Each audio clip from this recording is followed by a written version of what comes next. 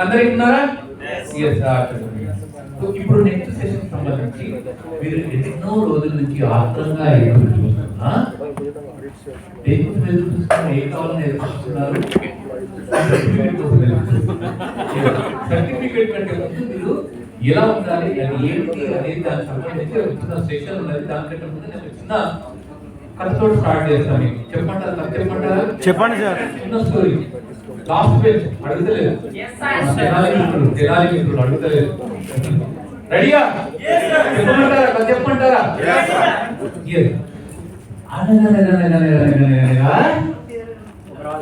ఒక రాజుకు ఏడుగురు కొడుకులు.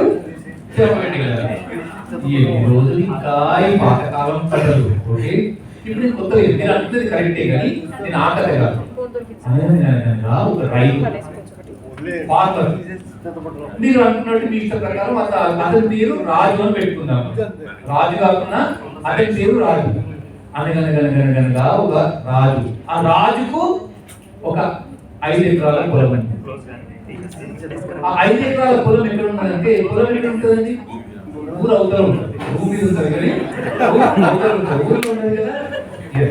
అయితే అతను వ్యవసాయ ఫార్మర్ కాబట్టి ప్రతిరోజు ఉదయమే లేచి పొలంకు వెళ్ళి పొలం పనులు చేసుకుంటూ వస్తూ ఉంటాడు. కానీ ఒక్కడు కూడా దాంతో పాటుగా ఒక లేగ కూడా ఉంది. లేగ ఉన్నట్టు ఐడియా ఉంది కదా, చిన్నగా ఉంటది, తెల్లగా ఉంటది.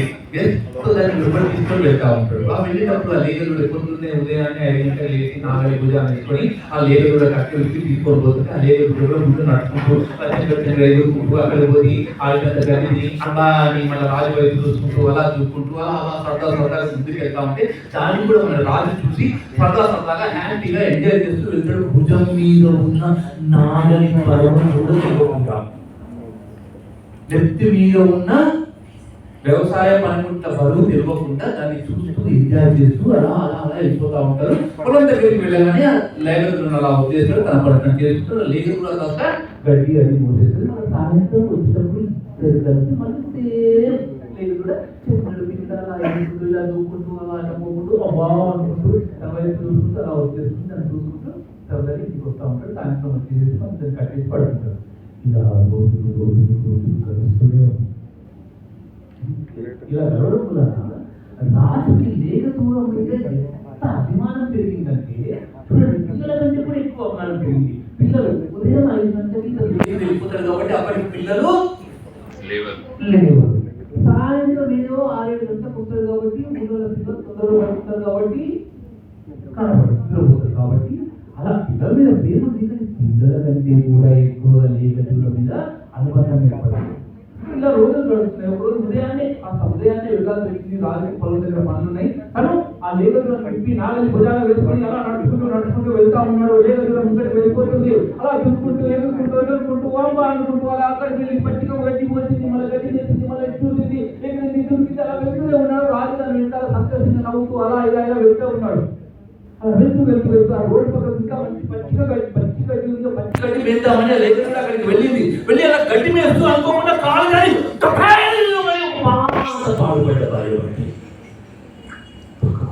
పాడుబెట్టమైంది. అందులో పడిపోయింది. రాజు ఒక్కసారి గుడ్డాలి. ఏమైందో అర్థం కాలేదు. నాగలి తీసుకున్న పడేశాడు. పడి నా పాడి దగ్గరికి పడిపోయాడు. అలా చూశాడు, లోపల పడిపోయింది. నీళ్లు కింద పడి అమ్మా నడుస్తా ఉంది. రాజు ప్రాణం విలవిలాడింది. వెంటనే తన బయటకు తీయడానికి ప్రయత్నం చేశాడు. కానీ ఆ ప్రయత్నాలన్నీ విఫలమైంది. ఎందుకంటే అది పురాతనమైన పాడుబడ్డ బావి కాబట్టి అందులో తీయడానికి ఎటువంటి ఛాన్స్ లేకుండా అయిపోయింది. అప్పటికి మధ్యాహ్నం అయింది. ఏం చేయాలో అరుస్తలేదు. అప్పటికి ఆ లేగలు కూడా అరుస్తుంది. లోపల పడింది, దెబ్బలు తగిలినాయి. అప్పటికి దాహం అవుతుంది, ఆకలి అవుతుంది. నన్ను ఇక్కడ ఎందుకు వదిలేశాడు మా యజమాని, నన్ను మా రాజు ఎందుకు బయటికి తీస్తలేడని చెప్పేసి అతని వైపు బేలగా అంబా అని అరుస్తూ చూస్తుంది. రాజుకి ఏం చేయాలో అర్థమైతలేదు. వెంటనే ఒక ఆలోచన వచ్చింది. ఊళ్ళోకి వెళ్ళి మిగతా రైతులందరికీ చెప్పి వారికి సహాయం తీసుకున్నాను. రైతులందరూ చూద్దాం మన బయటకు తీద్దామని అందరూ పరుగుపడుతున్నా పరిగెత్తుకొని బావి దగ్గరకు వచ్చారు. అందరూ బావి చుట్టూ కూడి అలా చూస్తున్నారు, ఆలోచన చేస్తా ఉన్నారు. అంతలో కూడా రాజు ఒకసారి ఏమైనా తాళని అలా తోసి చూస్తే ఆ పైకి చూసి ఆ దెబ్బలు రక్తం దాహము ఎప్పుడు కానీ ఇలా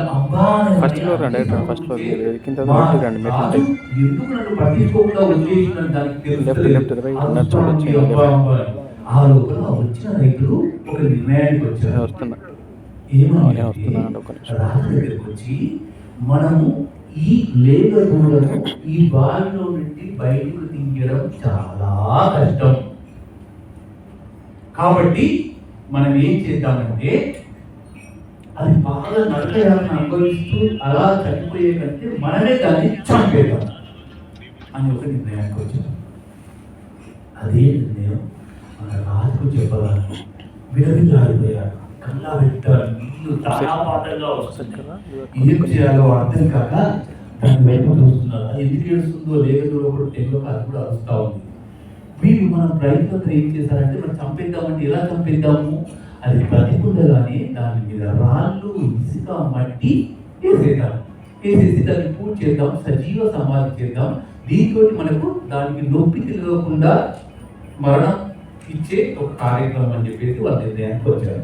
నిర్ణయానికి వచ్చి వాళ్ళు ఏం చేశారు, ఈ రాజు లేఖలు చూస్తూ ఉంటే వెంటనే మన పంట రైతులందరూ కూడా కంకర తుమ్ము ఒకటేసారి వేసేసరికి ఆ లేఖలకి ఏమైందో అర్థం కాలేదు. వెంటనే అలా దుర్పరించుకొని ఏమైందో తెలియక రాజు వైపు చూస్తూ అమ్మా అమ్మా అని సాగింది.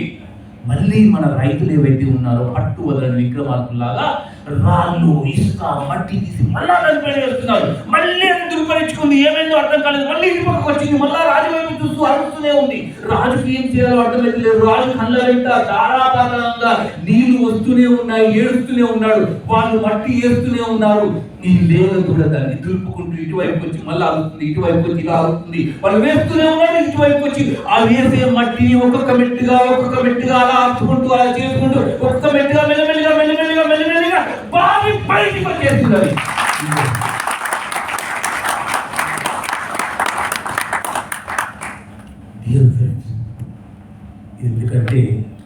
ఎందుకు చెప్పానంటే మామూలుగా మనం ఏదైనా కార్యక్రమం చేస్తామంటే ట్రైనర్ అవుతా, స్పీకర్ అవుతా, నువ్వు చూసుకున్నావు అర్థమైనా, నువ్వేంటి ట్రైనర్, నువ్వేంటి స్పీకర్, నీకు మాట్లాడడానికి రాదు, నువ్వు అంత మంగళ మాట్లాడతావా అని ఏదో నానా రకాలుగా ఎన్నో అడ్డంకులు వేస్తూ ఉంటారు. వాళ్ళు మట్టి దుమ్ము మట్టి వేస్తూ ఉంటారు. మనం వాటన్నింటినీ కూడా ఏం చేయాలంటే అలా దుర్పరించుకొని వాటిని ఒక్కొక్క మెట్టుగా ఎప్పుడైతే మనసుకుంటామో విజయం అనేది మన బాగా ప్రాంతం అవుతుంది. అంతేనా? సో చిన్న స్టోరీ చెప్పాలనిపించింది చెప్పాను. తర్వాత స్టేజ్ మీదకి వచ్చి ఇందాక అందరూ మాట్లాడారు కదా, స్టేజ్ మీదకి వచ్చి మాట్లాడాలంటే నాకు భయం లేదు అనేవాళ్ళు ఎంతమంది చెప్పండి ఒకసారి. ఓకే, భయం లేదు అనేది చాలా మంది, ఆల్మోస్ట్ అందరూ భయం లేకుంటూనే ఉంటారు సార్. మొత్తం కొంతమందికి మాత్రమే భయం ఉంది. ఎట్లా భయం ఉన్నది చేయబడుతుంటారు ఎవరు. So okay, I'm happy for that what ever it will be. అందరూ కూడా ధైర్యంగా ఉన్నారు, మంచిగా హ్యాపీగా ఉన్నారు, చాలా బాగా ఉన్నారు. ఇప్పుడు 5 నిమిషాల సెషన్ క్లోజ్ చేస్తున్నాం. అందరూ ధైర్యంగా ఉన్నారు. ట్రీట్లు అన్ని చెక్ చేద్దాం. ఓకే, ట్రీట్లు అన్ని చెక్ చేద్దాం. ఓకే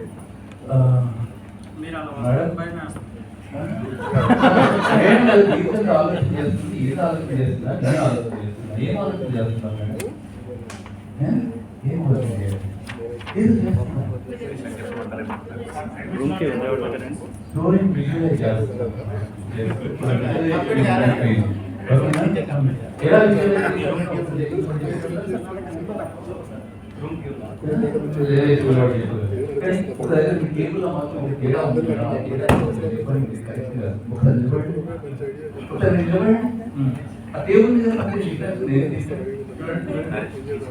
అడగట్లేదా?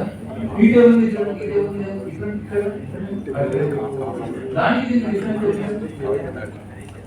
అలా ఎవరు మాట్లాడారండి, నా మాట వినండి. అలా కాదు, ఇక్కడ రండి, మీకు అక్కడి నుంచి అర్థమైతే లేదు. Please come here. ఈ టేబుల్ చూడండి, ఈ టేబుల్ చూడండి, ఇది ఓకే కదా? దీనికి దానికి డిఫరెన్స్ ఉందా? ఏం చేయడం? లగేజ్ కాదు, లగేజ్ కాదు. ఇక్కడ రండి, ఒక నిమిషం ఇక్కడ రండి.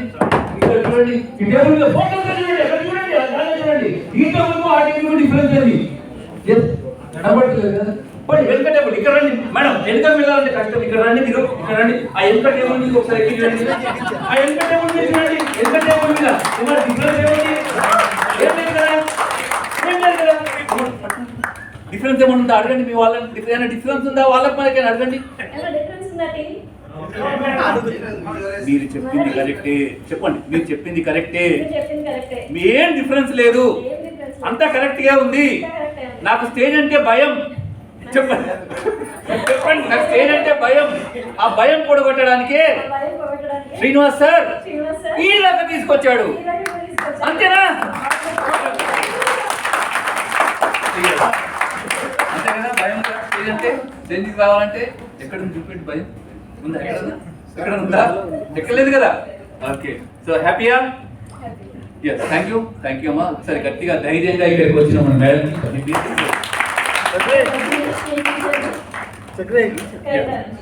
కరీంనగర్ నుంచి టీచర్ గారు రజనీ గారు మన దగ్గరికి వచ్చారు. రజనీ గారికి గట్టిగా చెప్పట్లు.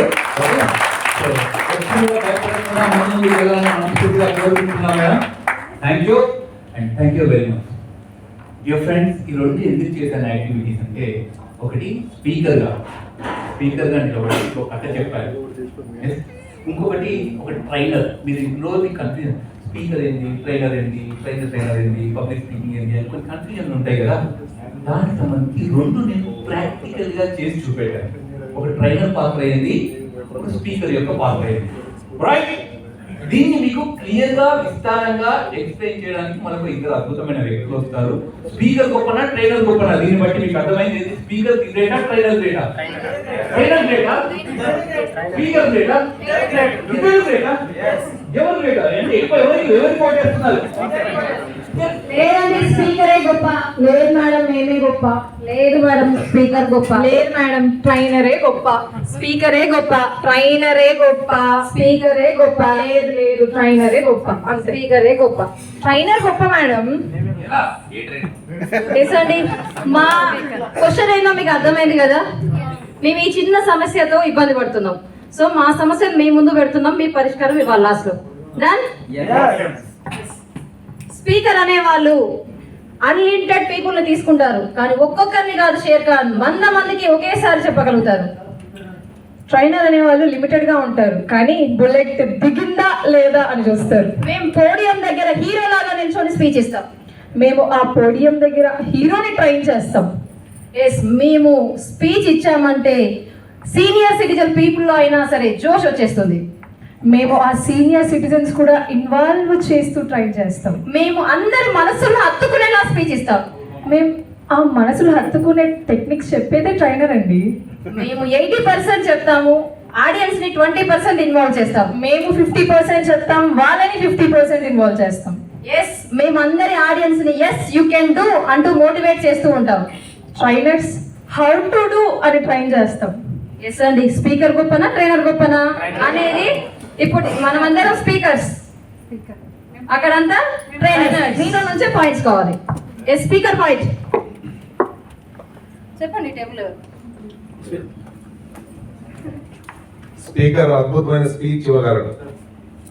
Yes, trainers. ఆ స్పీకర్ ని తయారు చేశారు మేము ట్రైనర్స్. ఎస్, స్పీకర్ పాయింట్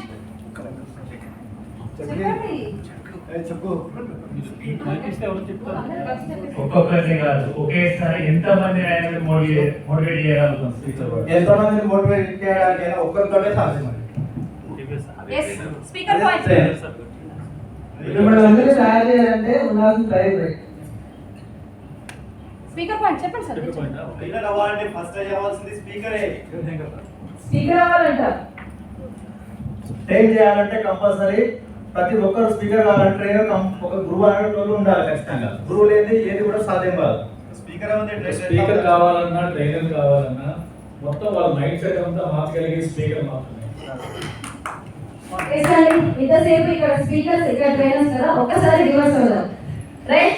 ఇప్పుడు మీరు స్పీకర్, వాళ్ళు ట్రైనర్స్. Speaker right. స్పీకర్ అనేది ఒక వ్యక్తిని ఎలా, కొంతమంది వ్యక్తులతోటి తన యొక్క ప్రవర్తన ఎలా మార్చాలనేది చెప్పేదే స్పీకర్. మేమందరికీ ట్రైనింగ్ ఇస్తాం, మేమే గొప్ప. ప్రతి ఒక్కరు మైండ్ సెట్ మార్చేదే స్పీకర్. ఆ గురువు లేకుండా విద్యను నేర్చుకుంటారు, స్పీకర్సే గొప్ప, ట్రైనర్స్ గొప్ప సార్.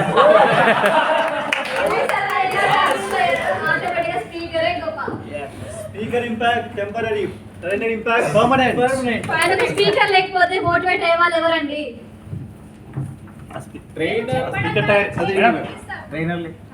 ఎస్ అండి, చివరగా ఏమంటారు? స్పీకర్ గొప్పనా trainer గొప్పనా?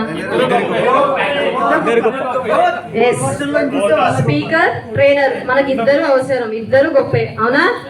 Thank you so much sir Srinivas sir.